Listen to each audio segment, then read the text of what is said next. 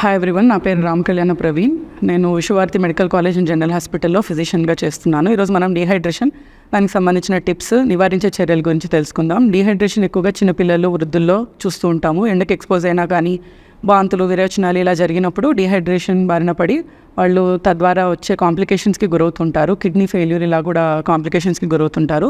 So kidney failure ఇలా రాకుండా డీహైడ్రేషన్ని మనము స్టార్టింగ్లోనే అదుపు చేయగలిగితే కాంప్లికేషన్స్ లేకుండా చూసుకోవచ్చు. డీహైడ్రేషన్ ఉందా లేదా అని ఎలా తెలుసుకోవాలంటే, వాళ్ళకు నాలుక తడిబారిపోవడము, ఒంటికి సరిగా రాకపోవడము, లేదంటే చర్మము పొడిబారిపోవడము, ఇలాంటి లక్షణాలు ఉంటాయన్నమాట. అలా ఉన్నవాళ్ళు వాటికి వెంటనే ఐవీ ఫ్లూయిడ్స్ కానీ చల్లని పానీయాలు కానీ తాపించడము చేయాల్సి ఉంటుంది.